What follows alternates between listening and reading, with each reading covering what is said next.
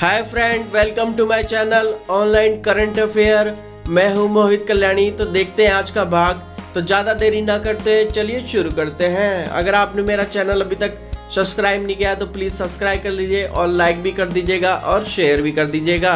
तो चलिए शुरू करते हैं जी। आज का पहला क्वेश्चन है, हाल ही में भारत के साथ किस देश ने कृषि में सहयोग के लिए 3 साल कार्य योजना 2021 से लेकर 2023 तक समझौते पर हस्ताक्षर किए हैं?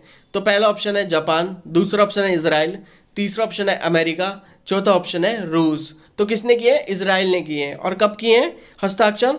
24 मई 2021 को हस्ताक्षर किए हैं। और महत्वपूर्ण तथ्य क्या है इस कृषि में सहयोग के लिए? इस समझौते ने दोनों देशों के बीच लगातार बढ़ती द्विपक्षीय साझेदारी की पुष्टि करते हुए द्विपक्षीय संबंधों में कृषि और जल क्षेत्रों की प्रमुखता को मान्यता दी है। किसको मान्यता दी है? जल और कृषि को मान्यता दी है। तो आइए चलते हैं हम नेक्स्ट क्वेश्चन की तरफ। तो ये नेक्स्ट क्वेश्चन है, हाल ही में देश से जैविक उत्पादों के निर्यात को बढ़ावा देने के लिए हिमालय में उगाए गए बाजरा की पहली खेप उत्तराखंड से किस देश को निर्यात की जाएगी? तो पहला ऑप्शन है फ्रांस, दूसरा ऑप्शन है स्वीडन, तीसरा ऑप्शन है डेनमार्क, चौथा ऑप्शन है बांग्लादेश। तो कहाँ निर्यात की जाएगी बाजरा की पहली खेप? Option C is right, Denmark को निर्यात की जाएगी। और डेनमार्क की कैपिटल क्या है? कोपेनहेगन। कोपेनहेगन इसकी कैपिटल है। और डेनमार्क की करेंसी क्या है? Danish krone. Danish krone currency है डेनमार्क की। तो आइए जानते हैं इसके महत्वपूर्ण तथ्य के बारे में। वर्तमान में उन जैविक उत्पादों का निर्यात किया जाता है जो जैविक उत्पादन के लिए राष्ट्रीय कार्यक्रम national programme of organic production की आवश्यकताओं के अनुसार फसलों का उत्पादन, संस्करण, पैकिंग और लेबल किए जाते हैं। तो आइए चलते हैं नेक्स्ट क्वेश्चन की तरफ। तो नेक्स्ट क्वेश्चन है, संयुक्त राष्ट्र यूएन द्वारा टूना मछली के महत्व के बारे में जागरूकता बढ़ाने के लिए विश्व टूना दिवस, वर्ल्ड टूना डे कब मनाया जाता है? तो पहला ऑप्शन है 2 मई, दूसरा ऑप्शन है 3 मई, तीसरा ऑप्शन है 4 मई, चौथा ऑप्शन है 5 मई। तो इसका राइट आंसर है ऑप्शन ए, 2 मई को वर्ल्ड टूना डे मनाया जाता है। किसके? मछली के महत्व के बारे में जागरूकता बढ़ाने के लिए। तो आइए चलते हैं हम नेक्स्ट क्वेश्चन की तरफ। तो ये नेक्स्ट क्वेश्चन है, फ्रांस स्थित मीडिया निगरानी समूह एवं गैर सरकारी संगठन रिपोर्टर्स विदाउट बॉर्डर्स द्वारा जारी विश्व प्रेस स्वतंत्रता सूचकांक 2021 वर्ल्ड प्रेस फ्रीडम 2021 में कौन सा देश अंतिम स्थान पर है? अंतिम स्थान पर है। तो पहला है चीन, दूसरा है उत्तर कोरिया, तीसरा है तुर्कमेनिस्तान, चौथा है इरिट्रिया। तो इसका राइट आंसर है इरिट्रिया है सबसे अंतिम स्थान पर। और पहले पे कौन है? पहले पे है नॉर्वे। पहले पे नॉर्वे है। और इंडिया कौन से पे है? इंडिया है 142 नंबर पे। और टोटल इसमें कितने कंट्री शामिल है? 180 कंट्री शामिल है। 180 कंट्री इसमें शामिल है वर्ल्ड प्रेस फ्रीडम इंडेक्स 2021 में। इंडिया 142 नंबर पे है और पहले पे नॉर्वे है और सबसे लास्ट में इरिट्रिया है। इरिट्रिया कहाँ पर है? इरिट्रिया ईस्ट अफ्रीकन देश है। ईस्ट अफ्रीकन देश है इरिट्रिया। तो आइए चलते हैं जी नेक्स्ट क्वेश्चन की तरफ। तो ये नेक्स्ट क्वेश्चन है, साइंस एडवांस में प्रकाशित एक अध्ययन के अनुसार गंभीर भूजल की कमी से भारत में शीतकालीन फसलों की तीव्रता या रोपित भूमि की मात्रा 2025 तक कितने प्रतिशत या तक घट सकती है? तो पहला ऑप्शन है 17%, दूसरा ऑप्शन है 18%, तीसरा ऑप्शन है 19%, चौथा ऑप्शन है 20%। तो इसका राइट ऑप्शन है 20% तक घट सकती है। तो आइए चलते हैं जी हम नेक्स्ट क्वेश्चन की तरफ। तो ये नेक्स्ट क्वेश्चन है, हाल ही में चर्चित व्हाइटसन रीफ किन 2 देशों के बीच विवाद का केंद्र बना हुआ है? तो पहला ऑप्शन है चीन और फिलीपींस, दूसरा ऑप्शन है चीन और वियतनाम, तीसरा ऑप्शन है फिलीपींस और वियतनाम, चौथा ऑप्शन है चीन और ताइवान। तो इसका राइट आंसर है ऑप्शन ए, चीन और फिलीपींस के बीच व्हाइटसन रीफ विवाद बना हुआ है। तो आइए चलते हैं हम नेक्स्ट क्वेश्चन की तरफ। तो ये नेक्स्ट क्वेश्चन है, लितानी नदी किस देश में स्थित है? तो पहला ऑप्शन है इजराइल, दूसरा ऑप्शन है लेबनान, तीसरा ऑप्शन है केनिया, चौथा ऑप्शन है युगांडा। तो इसका राइट आंसर है ऑप्शन बी, लेबनान में है लितानी नदी।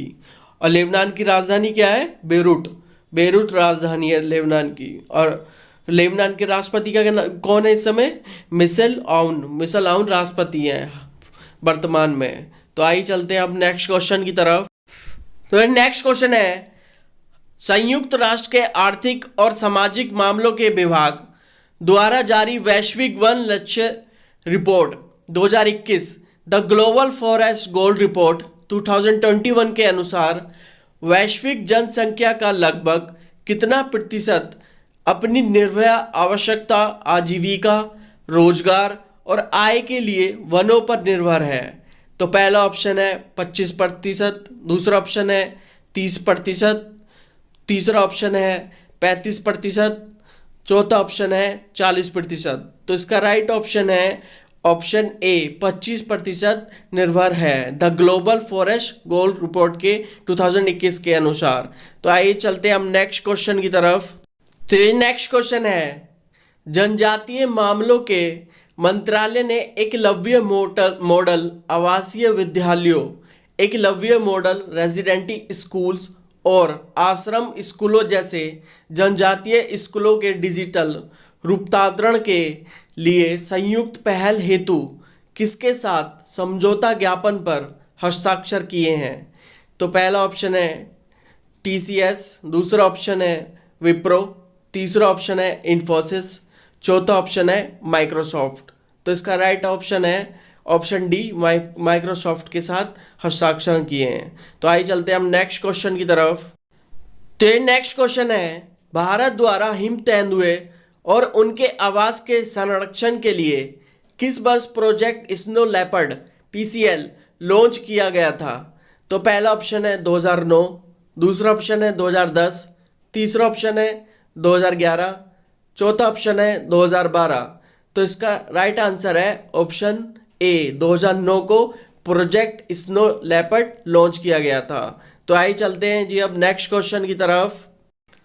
तो ये नेक्स्ट क्वेश्चन है, तृतीयक स्वास्थ्य देखभाल वाली सुविधा अस्पतालों की उपलब्धता में असंतुलन को दूर करने और देश में चिकित्सा शिक्षा में सुधार के लिए एक केंद्रीय क्षेत्र की योजना प्रधानमंत्री स्वास्थ्य सुरक्षा योजना की घोषणा किस वर्ष की गई थी? तो पहला ऑप्शन है 2001, दूसरा ऑप्शन है 2002, तीसरा ऑप्शन है 2003, चौथा ऑप्शन है 2004। तो इसका राइट ऑप्शन है 2003 में की गई थी। कौन सी योजना की शुरुआत? प्रधानमंत्री स्वास्थ्य सुरक्षा योजना की घोषणा 2003 में की गई थी। तो आइए चलते हैं हम नेक्स्ट क्वेश्चन की तरफ। तो ये नेक्स्ट क्वेश्चन है, भारतीय वन्य जीव संस्थान ने वन्य जीव गणना 2021 के एक भाग के रूप में हाल ही में किस राज्य में बंदर गणना की शुरुआत की है? तो पहला ऑप्शन है हिमाचल प्रदेश, दूसरा ऑप्शन है हरियाणा, तीसरा ऑप्शन है राजस्थान, चौथा ऑप्शन है उत्तर प्रदेश। तो इसका राइट ऑप्शन है ऑप्शन बी, हरियाणा ने बंदर गणना की शुरुआत की है 2021 में। तो आइए चलते हैं हम नेक्स्ट क्वेश्चन की तरफ। तो ये नेक्स्ट क्वेश्चन है, हाल ही में बोयाभ्रत कांग्रेसी नेता जगन्नाथ पहाड़िया का निधन हो गया था, वह किस राज्य के मुख्यमंत्री रह चुके हैं? तो पहला ऑप्शन है राजस्थान, दूसरा ऑप्शन है बिहार, तीसरा ऑप्शन है हरियाणा, चौथा ऑप्शन है झारखंड। तो इसका राइट ऑप्शन है ऑप्शन ए, राजस्थान के मुख्यमंत्री रह चुके हैं जगन्नाथ पहाड़िया। तो आज के कंटेंट को करते हैं जी यहीं समाप्त। अगर मेरा क्वेश्चन अच्छे लगे हो तो please like and subscribe my channel. तब तक के लिए अपनों में रहिए, खुश रहिए। मिलते हैं जी नेक्स्ट भाग में।